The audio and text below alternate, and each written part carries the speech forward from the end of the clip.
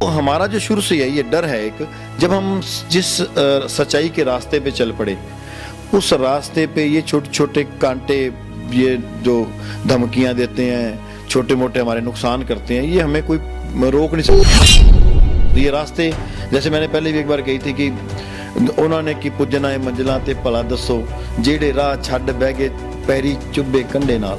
एक छोटे छोटे कांटे, अब मैं सोचूं भी ये कांटा चुभ गया मैं यहीं बैठ जाऊं, ये तो कांटे हैं छोटे छोटे ये जो रास्ते में डाल रहे हैं मेरे, चाहे वो बिल्डर की बात करें, चाहे वो लीडरों की बात करें, ये मेरे 5-4 नक्श वो बना दिए, कब मेरे ऊपर केस बनवा दिए या जेल भेज दिया, छोटे छोटे काम, ये सब भी शायद ये दब जाएगा, पर बुलंद हौसले हैं तो ये इन चीज़ों से हम डरने वाले हैं। जहाँ पे 2000 घर बसने चाहिए थे वहाँ इन्होंने 10,000 घर बसा दिए। जहाँ सड़क 100 फुट की थी वहाँ पे 25 फुट की रहेगी रोड। बार बार उनको कह रहे हैं कि जो भी इनकी इलीगैलिटी है, आप ये कह रहे हो कि ये अवैध है कॉलोनी, किस लिए अवैध है? आप साथ में क्यों नहीं लिख के देते? आपने ये कह दिया कि अवैध है। अवैध किस लिए? फीस के लिए ना, तो फीस भरवाओ इन बिल्डरों से। अगर बिल्डर फीस नहीं भर रहे उनको अरेस्ट करो, उनके खिलाफ एफआईआर दर्ज करो। खबर आपकी में आपका स्वागत है। मैं मनदीप सिंह राजा सभी दर्शकों का स्वागत करता हूं। आज हमारे साथ जुड़े हैं जैक रेसिडेंट्स वेलफेयर एसोसिएशन के प्रधान सुखदेव चौधरी जी। सुखदेव चौधरी जी, आपका स्वागत है। धन्यवाद जी, धन्यवाद। सुखदेव चौधरी जी के बारे में हम बता देते हैं कि 4-5 सालों से जो जीरकपुर में अवैध निर्माण हो रहा है उसके खिलाफ एक इन्होंने मूवमेंट चला रखी है। आज हम इनसे पूछेंगे भी जो इन्होंने 5 साल की मेहनत की है, आगे इसका क्या फायदा नजर आ रहा है आपको? जो ये रजिस्ट्रियां बंद करने वाला है, ये फॉर्मूला हमने कभी भी इनको नहीं दिया, कमेटी को या सरकार को कभी नहीं ये कहा कि हमने कॉलोनियां बंद कर दो, लोगों को नुकसान हो। लेकिन हम ये कहते हैं कि अवैध जो निर्माण है उसको बंद करो। इन्होंने उस दौरान उसकी आड़ में 23 कॉलोनियां एक और 327 कॉलोनियां कमेटी से बाहर, हम मैं जीरकपुर की बात करूं तो 327 कॉलोनियां जो हैं इन्होंने जीरकपुर और डेराबस्सी की बंद की हैं। लेकिन उसकी लिस्ट आउट जानबूझ के नहीं कर रहे, इलेक्शन की वजह से, इलेक्शन के बाद करेंगे। लेकिन 23 कॉलोनियां इन्होंने वो जो है अवैध निर्माण बताकर उसको अवैध कॉलोनियां घोषित करके उनकी रजिस्ट्रियां बंद कर दी। तो अभी 327 की और निकाली है, करीब करीब ये 700 से 800 की लिस्ट आएगी जो ये निकालने, लेकिन ये सब इलेक्शन के बाद निकालेंगे। इनको पता है कि जो गलत काम किया है ये हमारा भंडारा फूट जाए, इसलिए ये अभी तक इन कॉलोनियों को बाहर नहीं निकाल रहे। जो आपकी ये मूवमेंट चली है इससे सरकार को फायदा हुआ है कि नुकसान हुआ है या लोगों को नुकसान हुआ है? देखो, सरकार को तो नुकसान हुआ। जो हम जिस चीज के लिए लड़ रहे हैं, हमारी लड़ाई सिर्फ इस चीज की है कि सरकार को बहुत बड़ा नुकसान हो रहा है, रेवेन्यू का नुकसान हो रहा है। जीरकपुर में तो फिर भी थोड़ा बहुत पैसा भर रहा है, पूरे पंजाब में पैसा ही नहीं भरा जा रहा। इंस्टॉलमेंटें पेंडिंग पड़ी हैं, पैसा पेंडिंग पड़ा है। जो एक 5 करोड़ रुपए जिस जगह से मिलना था वहां उनको 1 करोड़ रुपए मिल रहा है। जीएसटी खत्म किया जा रहा है। जीएसटी जो हमारा सेंट्रल गवर्नमेंट का टैक्स बनता है एक, वो टैक्स कोई दे ही नहीं रहा। जितने भी नकली बिल्डर हैं, जब मैं नकली बिल्डर इसलिए बोलता हूँ कि ये सारे गलत पेपर लगा के कॉलोनियां पास करवाते हैं। तो इन सारे सरकार को नुकसान है, लोगों को नुकसान ही है। उनको गलत चीज मिल रही है, उनको जो प्रॉपर्टी है वो गलत मिल रही है, टाइटल उनका गलत है। कोई ग्राउंड फ्लोर पे पार्किंग है और कोई किसी की रजिस्ट्री ग्राउंड फ्लोर की है जहाँ पे कोई फ्लैट ही नहीं है। तो इंफ्रास्ट्रक्चर का, जहाँ पे 2000 घर बसने चाहिए थे वहाँ इन्होंने 10,000 घर बसा दिए। जहाँ सड़क 100 फुट की थी वहाँ पे 25 फुट की रहेगी रोड। तो सरकार के साथ साथ लोगों का भी ये नुकसान बहुत हुआ है। अब जैसे हमारे सीएम बदले हैं चरणजीत सिंह चन्नी, वो कहते हैं मैं आम आदमी पार्टी हूँ, वो कह रहे मैं करप्शन को खत्म कर दूंगा। उनके जो कैबिनेट में है प्रगट सिंह, उन्होंने भी कहा था भी मैं हॉकी का खिलाड़ी हूँ, कई बार जो 10 मिनट होते हैं खेल के उसमें भी गोल हो जाता है और टीम जीत जाती है। आपको क्या लगता है सीएम बनने के बाद जीरकपुर में करप्शन का कोई घटेगी करप्शन? देखिए, जो इन्होंने अपनी एक टीम बनाना चाहिए थी वो बन नहीं सकी। मैं प्रगट सिंह की बात, पहले भी एक इंटरव्यू मैंने ये बात कही, प्रगट सिंह जैसे अगर इसकी टीम में शामिल हो जाते, चरणजीत चन्नी जो हमारे सीएम हैं, जो इन्होंने मुहिम लेकर चले थे, अगर इनकी टीम के अंदर प्रगट सिंह जैसे मंत्री होते तो हम सोच सकते थे कि करप्शन खत्म हो जाएगी।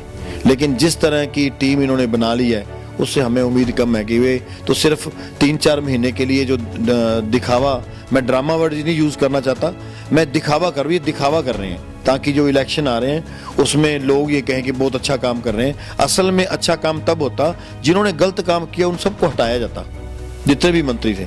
किसी भी, चाहे वो माइनिंग की बात करें, चाहे हम लोकल बॉडी की बात करें, और है, अगर उनको हटाते फिर हम समझते हैं वाकई ये कुछ अच्छा करने के लिए आगे हैं। लेकिन ये सिर्फ 3 महीने निकालने के लिए और आम लोगों को बेवकूफ़ बनाने के लिए ये चीज़ें चल रही हैं, जो दिखा रहे हैं हम करप्शन ख़त्म कर देंगे। करप्शन ख़त्म करनी होती तो उनको मंत्रिमंडल में लेते ही ना, अपने साथ रखते ही ना, ऐसी टीम को रखते। प्रगट सिंह जैसे बंदे और बहुत हैं, राजा वड़िंग है, प्रगट सिंह जैसे हैं बंदे, पंजाब को बहुत ऊपर लेके जा सकते हैं लोग। सुखदेव चौधरी जी, हमको ये बताएं, अवैध निर्माण का मुद्दा सही आपने उठाया है, पर अब देखो कॉलोनियां तो उन्होंने कर दी भी है अवैध, अभी इनकी रजिस्ट्री बंद होगी, नुकसान किनका हुआ? लोगों का। आगे लोगों को तो बताएं ना उसका सोल्यूशन क्या है। उनका जो पैसा फंसा है या जो घर की उनकी इच्छा थी, जो अपनी सारी जिंदगी भर की कमाई उन्होंने लगा दी, अब उनको लोगों को कैसे उनका मतलब घर मिले या पैसा मिले, उसके लिए कोई? हमने ये बात अधिकारियों को, सरकार को भी बार बार ये आपके माध्यम से,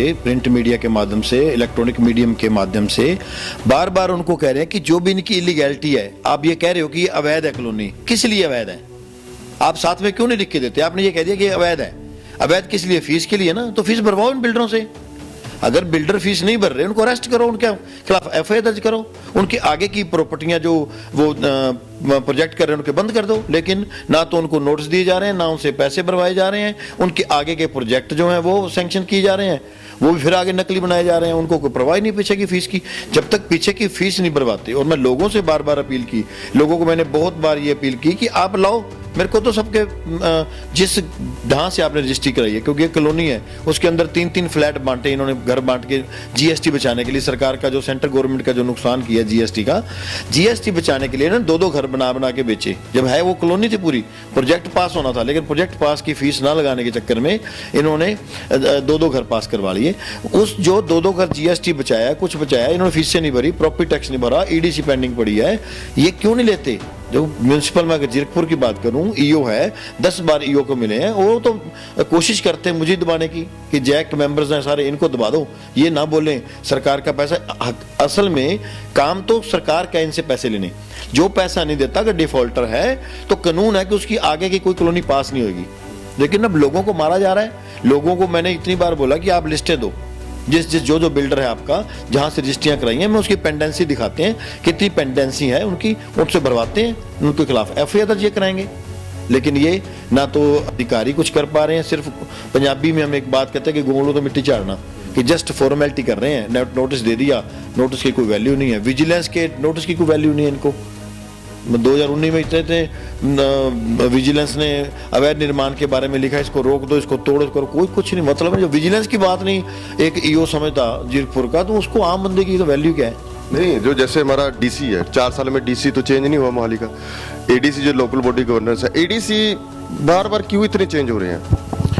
क्योंकि ये प्रॉपर्टी हब है जो डिस्ट्रिक्ट मोहाली है, चाहे हम खरड़ की बात करें, जीरकपुर की बात करें, जीरकपुर एक प्रॉपर्टी हब बन चुका है बिल्डरों के लिए। बिल्डरों ने बहुत यहाँ पे अनाप शनाप काम किए, गलत ढंग से भी काम किए।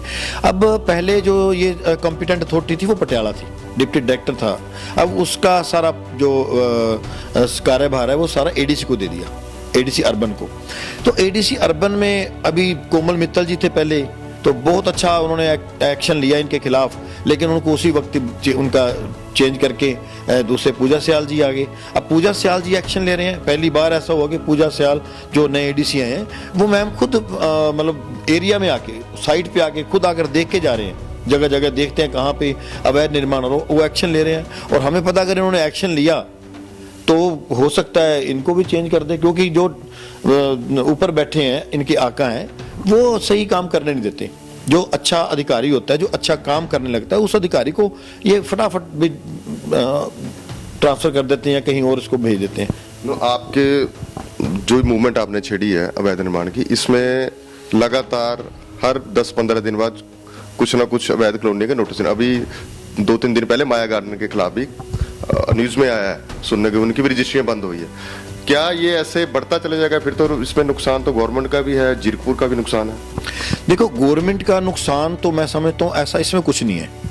गवर्नमेंट का तो नुकसान जो किया इन्होंने वो किया है। वो अब गवर्नमेंट, अगर कोई ईमानदार मंत्री या ईमानदार अधिकारी आ जाए, वो इनसे पैसे उराही करे, तो सारे बिल्डरों की सारी पेनल्टी के साथ, इंटरेस्ट के साथ, पेनल्टी के साथ वो सारे पैसे भराएंगे, सारे पूरे पैसे भरे जाएंगे। सरकार का इसमें नुकसान जो होना था वो पहले हो चुका है, पैसे नहीं मिले। लेकिन आज अगर सरकार चाहे तो इनसे सारे पैसे ले सकते हैं। जितने भी बिल्डर यहाँ पे काम गलत करके गए हैं उनकी सारी रिकवरियां कर देंगे सरकार। सरकार का क्या नुकसान होना है? सरकार सारी ब्याज समेत पैसे ले लेगी। अगर सरकार अच्छी नीयत से काम करे, इनसे पैसा लेना चाहे, तो सरकार का कोई नुकसान नहीं है। लेकिन बदकिस्मती से किस्मत ये है कि यहाँ पे कोई ईमानदार अधिकारी नहीं। मैं ना बार बार नाम लेता अच्छा नहीं लगता है कि अधिकारी का बार बार नाम लूं, तो जो नहीं ले पाते तो उनको कैसे करें बताओ?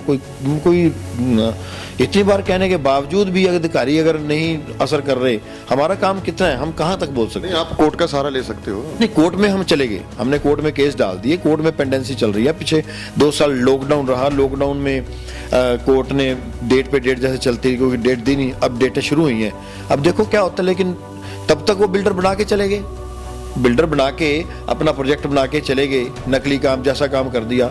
अब जो बनाकर चले गए उनकी जो पेंडेंसी है वो हमें लेनी चाहिए। जब तक कोर्ट में जाते हैं, कोर्ट का जो डिसीजन ही 3-4 साल में आता है, 3-4 साल में अगर कोर्ट का डिसीजन आएगा तो तब तक तो बिल्डर कहीं का कहीं लापता हो जाता है। कहाँ से लेंगे उनसे पैसे? आप जो आपने मूवमेंट चलाई, आप इतने दिन बड़े अफसरों के खिलाफ, नेताओं के खिलाफ बोलते हो, आपको डर नहीं लगता? पंजाबी में एक बात आती है कि यारी बेपरवाह ना लाके हौसले बुलंद हो गए। कि मैंने एक बार पहले ये भी बात कही थी कि जो लोग डरते थे मौत से, उन्हें भी कब्रों में देखा हुआ है, हमने देखा है सोए हुए। किसी एक शायर की बहुत सुंदर ये बात थी कि है तो मौत से डरना ना, और इसके अलावा तो कुछ नहीं है। इनके पल्ले भी क्या होता कोई, अरे मौत कोई जिंदगी कोई बंदा कितनी जिया और कैसी जिया मायने रखता भी, आपने जिंदगी कैसे जी, कितनी जी। तो कोई 100 साल भी जी के कुछ नहीं करता, कोई 20 साल में अपना इतना नाम बना जाते हैं। तो हमारा जो शुरू से है ये डर है एक, जब हम जिस सच्चाई के रास्ते पे चल पड़े, उस रास्ते पे ये छोटे छोटे कांटे, ये जो धमकियां देते हैं, छोटे मोटे हमारे नुकसान करते हैं, ये हमें कोई रोक नहीं सकती। ये रास्ते, जैसे मैंने पहले भी एक बार कही थी कि उन्होंने की पुजना है मंजिलां ते भला दसो, जेड़े राह छड्ड बह गए पैरी चुभे कंडे नाल। एक छोटे छोटे कांटे, अब मैं सोचूं भी ये कांटा चुभ गया मैं यहीं बैठ जाऊं, ये तो कांटे हैं छोटे छोटे, ये जो रास्ते में डाल रहे हैं मेरे। चाहे वो बिल्डर की बात करें, चाहे वो लीडरों की बात करें, मेरे 5-4 नक्श वो बना दिए, कब मेरे ऊपर केस बनवा दिए या जेल भेज दिया, छोटे छोटे काम, ये सब भी शायद ये दब जाएगा, पर बुलंद हौसले हैं, ये इन चीज़ों से हम डरने वाले नहीं। तो ये थे सुखदेव चौधरी जी। सुखदेव चौधरी, आपका धन्यवाद हमारे स्टूडियो में आके इतनी इन्फॉर्मेशन आपने कीमती समय में बताई लोगों को। तो हम आपसे आगे मिलते रहेंगे और नए प्रोग्राम के साथ। तब तक के लिए धन्यवाद।